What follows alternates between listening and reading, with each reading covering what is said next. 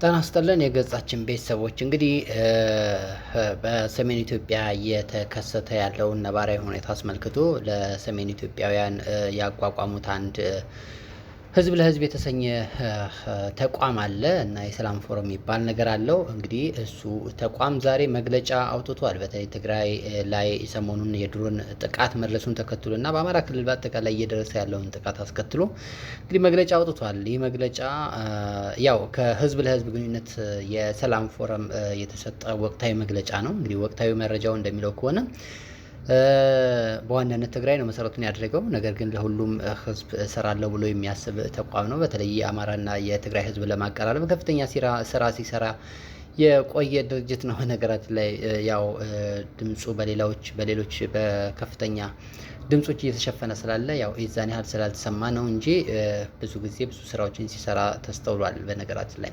እና ይሄ መግለጫ ይሄ ወቅታዊ መግለጫ እንደሚያሳየው ከሆነ ምን ይላል ስንል የትግራይ ህዝብን ከምድረ ገጽ ለማጥፋት እንቅልፍ አጥቶ ሲሰራ የቆየው የብልጽግና አገዛዝ በትግራይ ህዝብ ላይ ለረጅም ጊዜ ሲያካሄድ የቆየውን የድሮንና የአየር ድብደባ በመቀጠል ትላንት ነሐሴ 14 ቀን 2018 ዓ.ም በመቀሌ ከተማ የአየርና የድሮን ጥቃት ፈጽሟል ይላል። እንግዲህ ትላንት ነሐሴ 14 2018 ዓ.ም በመቀሌ ከተማ በጄኖሳይዱ አብይ አህመድ አገዛዝ በንጹሃን ዜጎች ላይ ዳዕሮ አካባቢ በተፈጸመ የአየር ጥቃት አንድ የ2 ዓመት ህፃን ልጅን ጨምሮ 13 ንጹሃን ነዋሪዎች መቁሰላቸውንና ከባድ ጉዳት መድረሱንም ከሕክምና ተቋማት የተገኘው መረጃ እንደሚያመላክት አንስቷል ማለት ነው። ይህን ነገር በነገራችን ላይ ቢቢሲም ቅድም በዘገባው ሰርቶታል ማለት ነው። በሲቪል ነዋሪዎችና በንብረት ላይ ከባድ ውድመት እንደደረሰ አመላክቷል መግለጫው።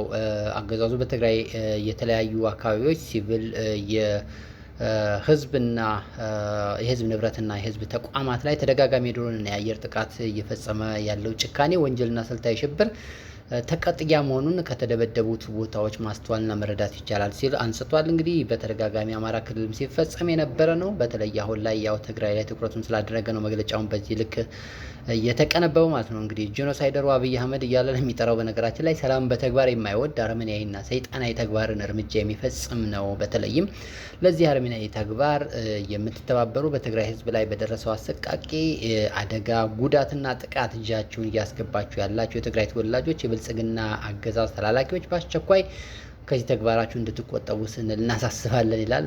ቁልጭ ቲፒኤልኤፍን የሆነው በነገራችን ላይ ድርጅት እና ይህን ማስጠንቀቂያ የሰጠው ያው እንደሚታወቀው ለነ ጌታቸው ለነ አጠቃላይ ከቲፒኤልኤፍ ተፈንክተው አብይ ጉያ ስር ለመጡት አካላት ነው ማለት ነው። ይሄ ጭካኔ ተግባርም እንግዲህ ያገዛዙ የጭካኔ የማንነት ማሳያ እንደሆነና የትግራይን ህዝብ ለማጥፋት የሚደረግ ዘመቻ ነው። ጦርነቱም በትግራይ ህዝብ ላይ በግልጽ ጀምሮታል። ጥቃቱ በሲቪል ህዝብ ላይ የተፈጸመና በትግራይ ህዝብ ላይ እየተፈጸመ ያለውን ጥቃት ቀጣይ አካል ነው ብለን እናምናለን ሲል እንግዲህ ተቋም ገልጿል ማለት ነው። አገዛዙ 7 የአንድ ቤተሰብ አባላትን የአየር ድብደባ ፈጽሟል። እንግዲህ የኢትዮጵያ ህዝብም የጄኖሳይደሩ አብይ አህመድ አገዛዝ ጨፍጫፊ መሆኑን በመረዳት ነገር ግን ነግበኔ በማለት እና የሰሜኑንም የደቡብን ማጠቃላይ የኢትዮጵያ ህዝብ አሁን ካለበት አዘቅትና መቀመቅ ነፃ ለመውጣት በጋራ መታገል እና የብልጽግና አገዛዝን ለማስወገድ ትብብርህና ጥምረትን አጠናክረን እንደምትቀጥል አንጠራጠርም ሲል መግለጫው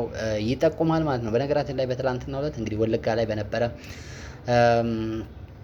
ውጊያ እንግዲህ በጣም በርካታ ሰዎች ተገድለዋል። በተለይ ከባንክ ጋር የተያዘ የባንክ ማናጀሮች፣ የባንክ ትልልቅ ሹመኞች ጭምር እንዲሁም ደግሞ የከፍተኛ አመራሮችም ጭምር ወታደራዊ መኮንኖችም ጭምር በትላንትናው ዕለት ከባድ ጥቃት ደርሶባቸዋል። ይህ ከሚሆን ከፍ ሲል የቀረበው ሀሳብ ተቀባይነት ቢኖረው የተሻለ ይሆናል ማለት ነው። የነገዋን ኢትዮጵያ ለማየት እድል ይሰጠናል ማለት ነው። እንግዲህ መግለጫው ይቀጥልና የጄኖሳይደሩ አብይ አህመድ አገዛዝ ለአንዴና ለመጨረሻ ጊዜ ለማስወገድ ጥምረቱና ትብብሩ በተሻለ ሁኔታ እየተንቀሳቀሰ ይገኛል። አሁን የተፈጠረው ጥምረትና ትብብር የኢትዮጵያ ብቸኛ ተስፋ ሆኗል። ኢትዮጵያም ከጄኖሳይደሩ አብይ አህመድ አገዛዝ በቅርቡ ነፃ እናወጣታለን። ጥምረቱም እንዳይሰበር ተደርጎ ተጠግኗል። ለቀጣይ ተጠናክሮ ይቀጥላል። በተለይም አገዛዙ ለሰሜኑም ሆነ ለደቡብ ህዝብ የሚሆን የሚራራ ስርዓት ስላልሆነ በጋራ ልንታገለውና ልናስወግደው ይገባል ሲል እንግዲህ የትብብር ይሄ ህዝብ ለህዝብ የተሰኘው ትብብር ግንኙነቱ የሰላም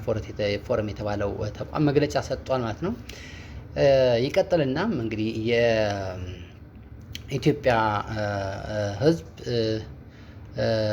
ማለት የኢትዮጵያ ህዝብም ጄኖሳይደሩ አብይ አህመድ በትግራይ ህዝብ ላይ እየፈጸመ ያለውን የአየርና የድሮን ጥቃት ድብደባ በመቃወም ከትግራይ ህዝብ ጎን እንዲቆም ጥሪ እናቀርባለን ሲል ያመላክታል።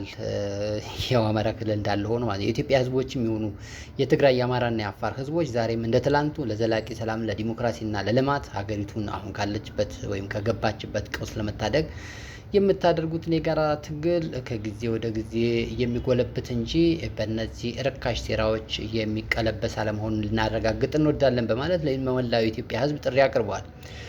አንደኛው የትግራይ የአማራና የአፋር የመላው ኢትዮጵያ ህዝቦች ለሰላም የሰላም ጥረት እንዲጠናከር እንጠራለን።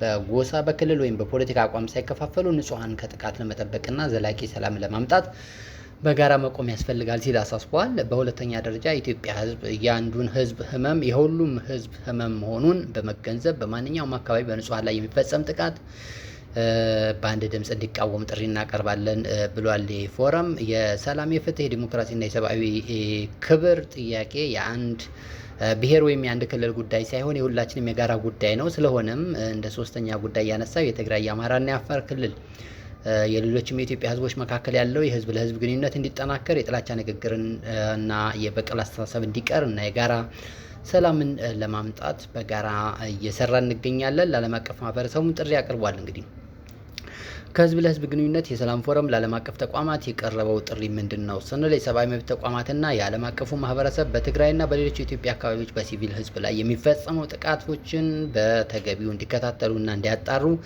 ለተጠያቂነት እንዲያበቁ እንጠይቃለን። በተጨማሪም ለተጎጂ ህዝብ የሰብአዊ እርዳታ፣ የህክምና አገልግሎት በአፋጣኝ እንዲያገኙ ተገቢው ዓለም አቀፍ ጫና እና ድጋፍ እንዲደረግ እንጠይቃለን ሲል እንግዲህ ይህ የህዝብ ለህዝብ ግንኙነት የሰላም ፎረም የተሰኘው ተቋም መግለጫውን አውጥቷል ማለት ነው። የገጻችን ቤተሰቦች እንዲህ አይነት ሀሳቦች፣ እንዲህ አይነት መረጃዎች፣ እንዲህ አይነት መግለጫዎች ተጠናክረው መውጣት አለባቸው።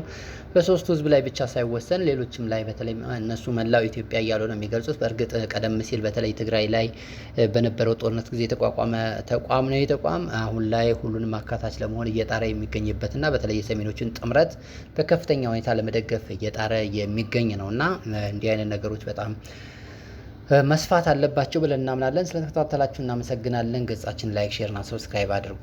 ሀሳብ አስተያየታችሁን ስጡ። አዎንታዊ አሉታዊ ሀሳቦችን ከመቀበል ወደ ኋላ አንልም።